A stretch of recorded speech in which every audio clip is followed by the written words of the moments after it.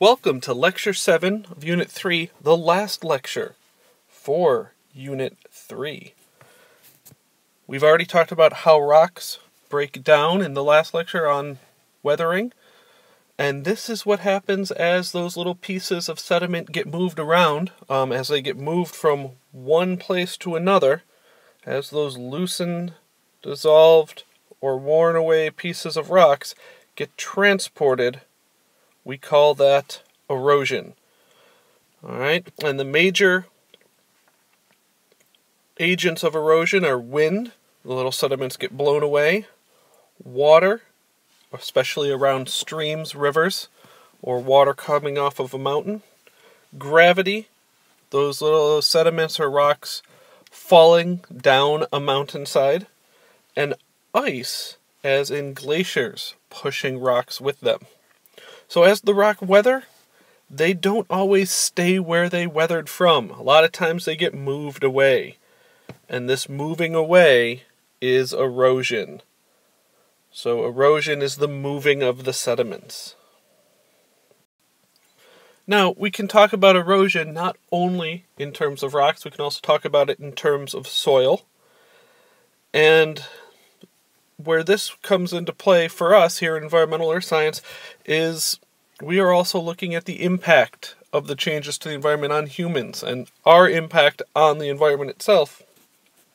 And so certain farming and ranching practices cause soil to erode or soil to move away. So this is just, soil erosion is just soil being carried somewhere else or elsewhere by the agents of erosion, those wind and water agents, mostly the wind and water. So some scientists, not all of them, think that soil erosion is one of the greatest environmental problems that we have right now, and that's because without soil, we cannot grow crops. And if we can't grow crops, we can't feed people. And that leads to hunger issues and famine. Erosion itself, as I said, one of the major agents of erosion is gravity. Gravity can play a big role. And when we look at a mass movement of settlement, a mass amount of weathered rock moving down a slope, down a mountainside, we can call that mass weathering. Alright, sometimes this is very fast and rapid, like a landslide that we saw, if you were in one of the classes that saw the landslide at Mount St. Helens. Or sometimes it can just occur slowly as rock would normally fall down a mountainside. The two most dramatic, the two most destructive, the two most well-known types of mass weathering or mass erosion, rockfalls and landslides. Alright, pretty much if rocks are falling from a steep cliff, we're calling it a rockfall. If we have a lot of loose rock and soil, it's this combined with the soil part, so dirt as well going down the slope, that is a landslide. These can be triggered by rainfalls, spring thaws, which also bring in lots of water, and then volcanic eruptions and earthquakes, which tend to go together, can cause these landslides or rockfalls. So pretty much it's either water or some tectonic activity like a volcanic eruption or an earthquake. Here's a picture right here of a rockfall. What you can see is a bunch of rocks have fell. Alright, that's why it's called a rockfall. You don't see a whole lot of dirt or mud there, you just see big chunks and pieces of rock that fell from somewhere up there. In a landslide, you can see this landslide devastated this town right here. All the rock, soil, probably trees just slid or came off this hillside or this mountainside here. And what you see is not only rock, but more than chunks of rock, you see all the mud and soil and dirt as well. That's the difference between a rockfall, just rocks. Landslide, you see the mud and dirt. Another major agent of erosion we talked about was water. All right, and when we talk about erosion of water, we're talking about streams and rivers. And rivers go through a type of evolution, a type of change over time. All right, and as a river gets older, it starts to bend or twist or curve as it goes downhill. These are called a meander, and what we can see here is we got this one right here, that's a meander. Here's another meander, and another one, and all these curves along the river are the meanders. And the big thing we see is along the outside of the curve, the velocity of the water, which is just a fancy scientific name for speed of the water, increases. And on the inside of the curve, the velocity decreases. And here's the thing. High speed equals high erosion. So the faster the water is moving, the more rock and stuff it can take with it, the faster the rocks and the banks of the river will erode. So what happens is we got this decrease in velocity on the inside, and we can get a bar or a bunch of deposited settlement, all right, on the inside of the curves. And as this happens, eventually those bars will fill in and we'll get a loop. So we get the water comes in. Originally it's moving along this meander down here, but sediment keeps building up on this inner edge right here, and erosion keeps cutting away this outer edge.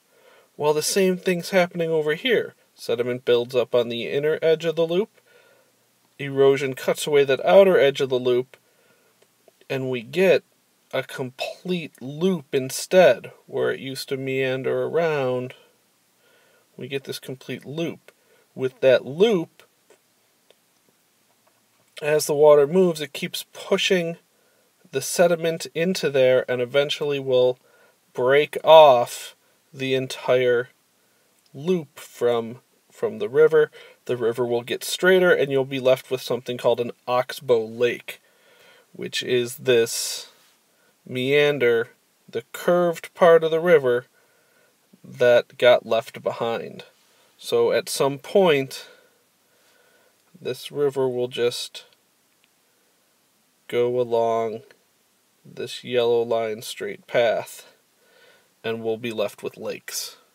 There'll be an oxbow lake here, here's an oxbow lake, and that will eventually be an oxbow lake. Alright, this says stream deposition. Alright, and it talks about something called a delta and something else called an alluvial fan, and we'll talk about the alluvial fan in the next couple of slides. But a delta is a fan-shaped mass of rock, and this happens at the mouth of a stream. So where the stream empties. Alright, so what you get is you get this delta or a triangle shape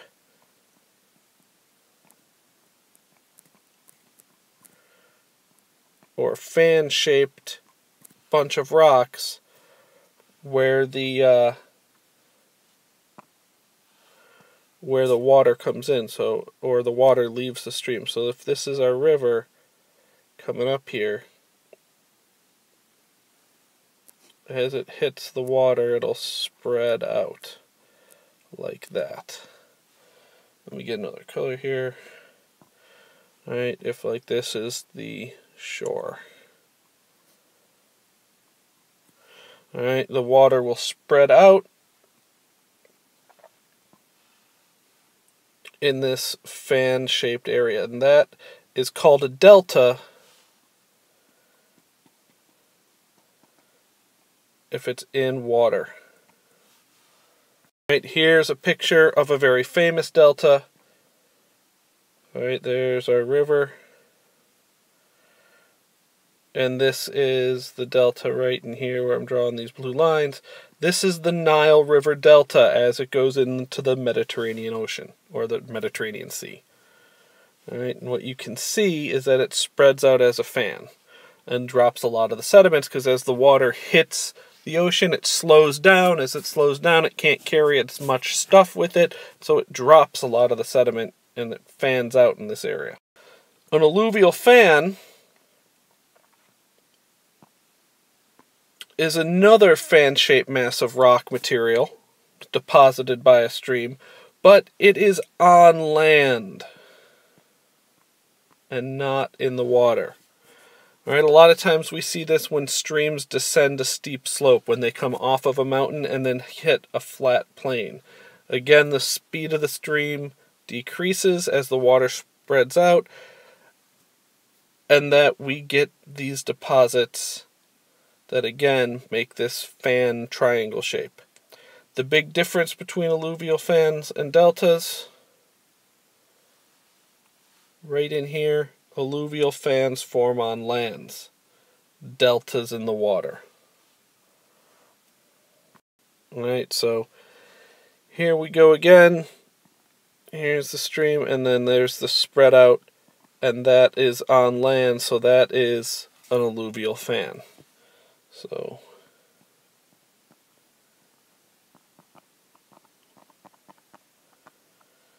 alluvial fan on land,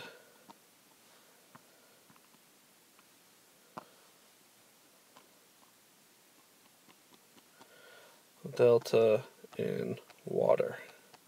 But they are pretty much the same thing. It just depends on whether it's hitting land or water. Land, you get the alluvial fan. Water comes in the delta. A floodplain is usually where this alluvial fan is forming, or it's any other part of a valley floor that gets covered with water and is prone to flooding. Alright, and the amount of water that all streams, or in all the streams, varies depending on the amount of rainfall and snowmelt in the watershed. And a watershed is the area drained by a river or stream.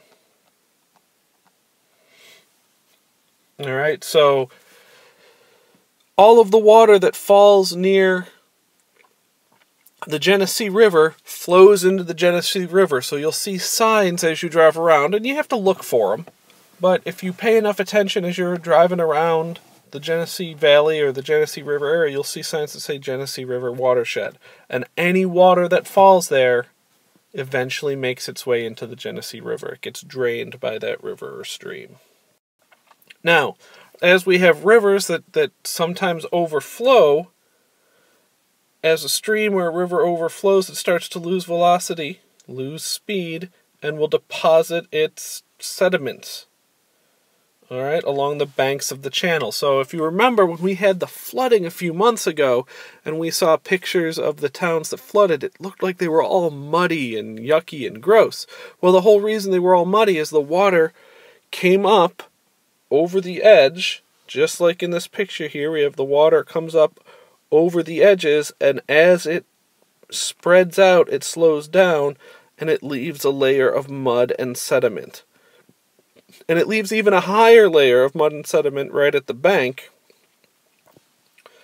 And so as these muds and sediment accumulate, we call them natural levees, as opposed to a levee where we build up the banks of a river to try to keep floodwaters at bay. So we already talked just a second ago about those artificial levees. That's building up the banks of a river. If you watch the Weather Channel or certain channels around springtime, you'll see people near the Mississippi River or the Missouri River start piling up sandbags on either side of the river. What those sandbags do is they make the shoreline a little higher and try to keep the flooding from the river from taking over their town. All right, another direct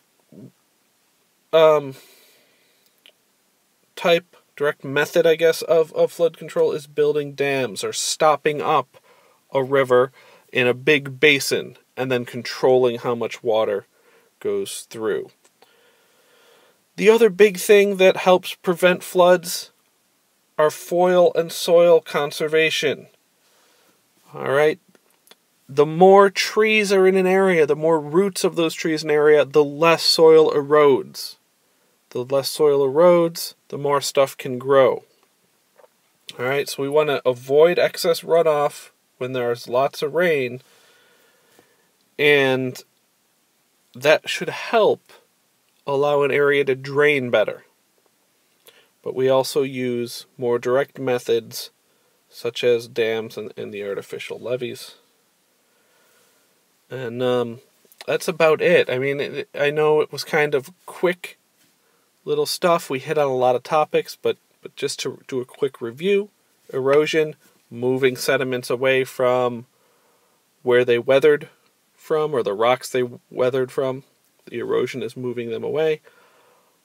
Water and gravity are two of the big agents of erosion, and so is wind. And as we talk about water erosion, we're looking at rivers. Rivers erode their banks faster when they are moving faster, and then as rivers slow down, they deposit the sediments that they're carrying with them. And you'll see some of this in the lab coming up, known as the river lab or the stream table lab, where you'll get to see moving water carry sediments, and you'll see a nice delta or alluvial fan made. I guess it would be considered an alluvial fan because we're not really making it underwater, so then it would not be a delta. And that is pretty much it for this lecture and for this unit. So if you have any questions, write them down, ask them in class. If you do not, study hard. Your test is coming up. Use the study guide, use the websites, and once again, have a nice night.